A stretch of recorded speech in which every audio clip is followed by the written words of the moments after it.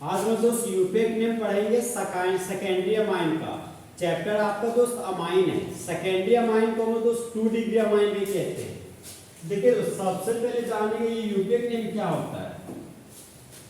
तो अंतरराष्ट्रीय संस्था के द्वारा दिया गया नाम को हम लोग यूपेक नेम बोलते हैं, जहां पर आई का मतलब हो गया इंटरनेशनल, यू का मतलब यूनियन, पी का मतलब प्योर, ए का मतलब अप्लाइड, सी का मतलब केमिस्ट्री होता है। तो दिया गया कंपाउंड का यूपेक नेम लिखना है। देखिए दोस्त ये हमारा NH फंक्शनल ग्रुप है। NH फंक्शनल ग्रुप को बोलते हैं 2 डिग्री अमाइन। तो 2 डिग्री अमाइन के राइट साइड में एक कार्बन है, लेफ्ट साइड में एक कार्बन है, तो दोनों तरफ कार्बन का संख्या इक्वल है। तो आप किसी भी कार्बन को प्रिंसिपल चेन यहाँ पर ले सकते हैं। तो फिलहाल हम तो लेफ्ट कार्बन को ले रहे हैं प्रिंसिपल चेन। तो अब ये जो बच गया, ये बच गया हमारा ब्रांच, और ये जो ब्रांच है CH3 है। CH3 को ब्रांच के रूप में मिथाइल बोलते हैं, और यह मिथाइल N पर लगा हुआ है, तो इस कंपाउंड को ब्रांच के रूप में बोलेंगे N मिथाइल। ये हो गया ब्रांच का नाम। अब दोस्त एक कार्बन के लिए रूट वर्ड हो गया हमारा मीथ, तो यहाँ पर लिखिए मीथ, और सिंगल बॉन्ड के लिए प्राइमरी सफिक्स के रूप में N लिखते हैं, तो यहाँ पर लिखिए हम N। और ये हमारा अमाइन फंक्शनल ग्रुप है, तो नाम के अंत में लिखिए अमाइन। तो दिया गया कंपाउंड का यूपेक नेम हो जाएगा आपका N मिथाइल मिथेनामाइन।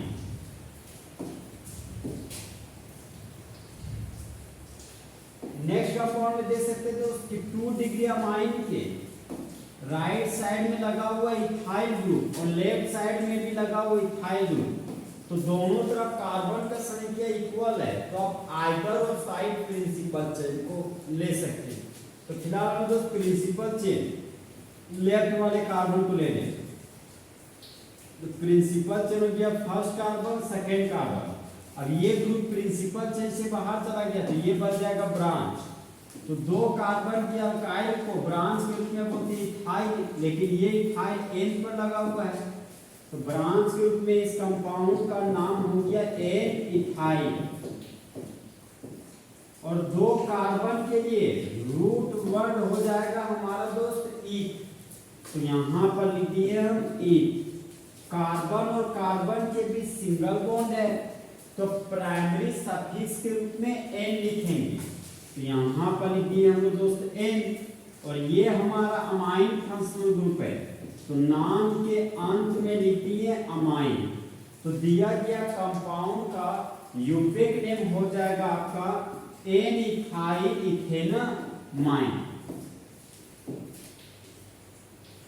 अब दोस्त नेक्स्ट कंपाउंड में आते हैं। देखिए दोस्त अमाइन फंक्शनल ग्रुप के राइट साइड में लगा हुआ है मिथाइल ग्रुप और लेफ्ट साइड में लगा हुआ है इथाइल ग्रुप। तो यहाँ पर देख सकते हैं दोस्त कि कार्बन का संख्या लेफ्ट साइड में ज्यादा है, तो प्रिंसिपल चेन हो जाएगा हमारा लेफ्ट वाला कार्बन। तो प्रिंसिपल चेन हो गया 2 कार्बन का चेन। अब ये जो CH3 ग्रुप है वहां बन गया ब्रांच, और CH3 को ब्रांच के रूप में बोलते हैं मिथाइल, लेकिन ब्रांच को जब भी लिखते हैं तब पोजीशन नंबर के साथ लिखते हैं। तो N पर मिथाइल ग्रुप है, तो सबसे पहले ब्रांच के रूप में लिखिए दोस्त N मिथाइल। 2 कार्बन के लिए रूट वर्ड हो गया हमारा ईथ। कार्बन और कार्बन के बीच सिंगल बॉन्ड है, तो प्राइमरी सफिक्स के रूप में लिखिए N। और देखिए दोस्त ये हमारा अमाइन फंक्शनल ग्रुप है, तो नाम के अंत में लिख दिए हम अमाइन। तो दिया गया कंपाउंड का यूपेक नेम हो गया आपका N मिथाइल इथेनामाइन। यहाँ पे देखिए दोस्त प्रिंसिपल चेन देखिए राइट साइड में लगा हुआ इथाइल ग्रुप 2 डिग्री अमाइन के, और लेफ्ट साइड में लगा हुआ आइसोप्रोपाइल ग्रुप। तो आइसोप्रोपाइल ग्रुप में कार्बन का संख्या ज्यादा है, तो आइसोप्रोपाइल को बनाएंगे प्रिंसिपल चेन। तो प्रिंसिपल चेन हो गया first carbon second carbon third carbon.